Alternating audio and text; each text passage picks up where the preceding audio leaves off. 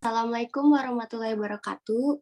Kami dari kelompok 7 akan mempresentasikan tentang peranan dan kiprah Indonesia dalam ekonomi global, bentuk-bentuk kerjasama perdagangan dan ekonomi antar wilayah dan regional yang diikuti oleh Indonesia, tantangan dan hambatan perekonomian Indonesia di masa yang akan datang. Di sini saya bersama rekan-rekan saya. Perkenalkan, saya Amanda Mutiara Salsabila. Saya Mega Cecilia. Saya Aulia Indria Rahmadani. Dan saya Nafi Cahyani. Ya, kami akan menjelaskan dimulai dari pendahuluan.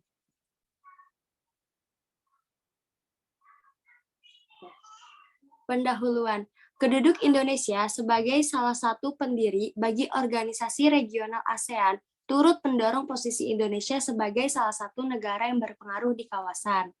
Selain itu, menurut data yang diperoleh dari IMF atau International Monetary Fund, dilihat dari pertumbuhan ekonomi, Indonesia berpotensi menjadi salah satu negara dengan pertumbuhan ekonomi yang cukup kuat di dunia. Pertumbuhan perekonomian di Indonesia juga didorong dengan adanya perdagangan dan investasi asing.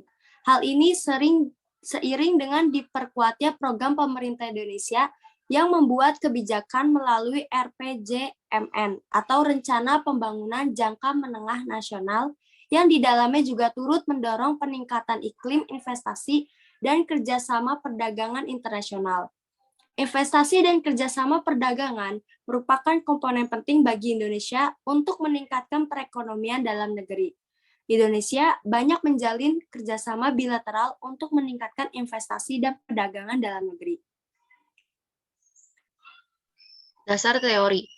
Teori keunggulan mutlak yang disampaikan oleh Adam Smith dalam bukunya adalah teori yang mendasarkan pada asumsi bahwa setiap negara memiliki keunggulan absolut nyata terhadap mitra dagang. Selanjutnya, teori ini disempurnakan oleh David Ricardo. Dalam pandangannya, suatu negara akan tetap memperoleh keunggulan apabila memusatkan kegiatan pada bidang-bidang yang biayanya relatif lebih rendah daripada kegiatan alternatif lainnya. Di negara itu walaupun negara mitranya memiliki keunggulan absolut di semua bidangnya. Sebaliknya, untuk memenuhi kebutuhan intern akan produksi lainnya, negara yang bersangkutan dapat mengimpor. Sehingga dari teori di atas dapat disimpulkan bahwa kebutuhan akan kerjasama dalam bidang ekonomi, termasuk dalam bidang penanaman modal, merupakan sesuatu yang dibutuhkan baik bagi penanam modal maupun negara tempat ditanamkan modal itu sendiri. Peranan dan kiprah Indonesia dalam ekonomi global. Indonesia sebagai pelopor dan pendiri organisasi kerjasama ekonomi antar negara. Berikut ini contoh peranan Indonesia sebagai pelopor dan sekaligus pendiri organisasi kerja dalam ekonomi antar negara. Yang pertama, Indonesia bersama Malaysia, Brunei Darussalam, Singapura, Thailand, dan Filipina menandatangani deklarasi Singapura sebagai tonggak berdirinya kawasan perdagangan bebas di Asia Tenggara dan yang disingkat AFTA. Yang kedua, Indonesia bersama Amerika Serikat, Australia, Jepang, Malaysia, Selandia Baru, Brunei Darussalam, Singapura, Thailand, Filipina, Korea Selatan, dan Kanada ikut serta memprakarsai terbentuknya APEC pada tahun 1993. Yang ketiga, Indonesia juga memprakarsai hubungan perdagangan bilateral dengan beberapa negara seperti dengan Jepang, RRC, Rusia, dan Kanada. Indonesia sebagai anggota aktif berbagai organisasi kerjasama ekonomi antar negara. Berikut adalah kegiatan-kegiatan yang dilakukan Indonesia sebagai anggota aktif dalam organisasi ekonomi antar negara. Yang pertama yaitu aktif menghadiri setiap pertemuan dalam konferensi APEC dan AFTA. Mengikuti sertakan menteri atau pejabat setingkat menteri dalam berbagai konferensi kerjasama ekonomi antar regional maupun internasional. Menyelenggarakan pertemuan tingkat menteri di bidang ekonomi dan perdagangan di Indonesia.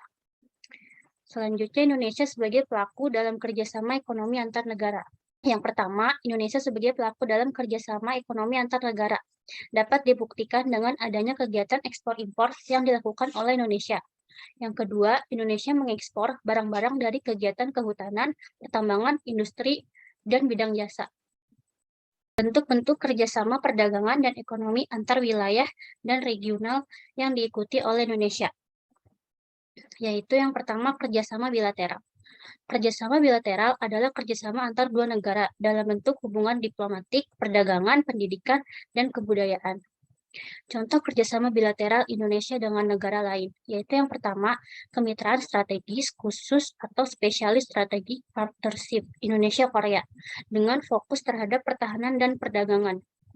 Yang kedua, kemitraan ekonomi komprehensif Indonesia-Korea, Indonesia-Korea Comprehensive Economic Partnership atau IKCPA. Yang ketiga, kerjasama Indonesia-Amerika Serikat dalam penanggulangan COVID-19 atau peningkatan neraca perdagangan. 2. Kerjasama regional. Kerjasama regional adalah kerjasama beberapa negara dalam satu kawasan. Biasanya dilatar belakangi adanya kepentingan bersama antar negara.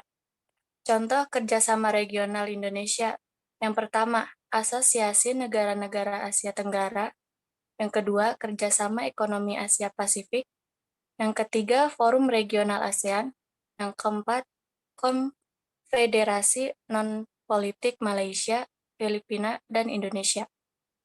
Ketiga, kerjasama multilateral. Kerjasama multilateral adalah kerjasama antara beberapa negara. Contoh kerjasama multilateral Indonesia yaitu yang pertama, mempersingkat bangsa-bangsa atau PBB. Yang kedua, Dana Moneter Internasional. Yang ketiga, Organisasi Perdagangan Dunia.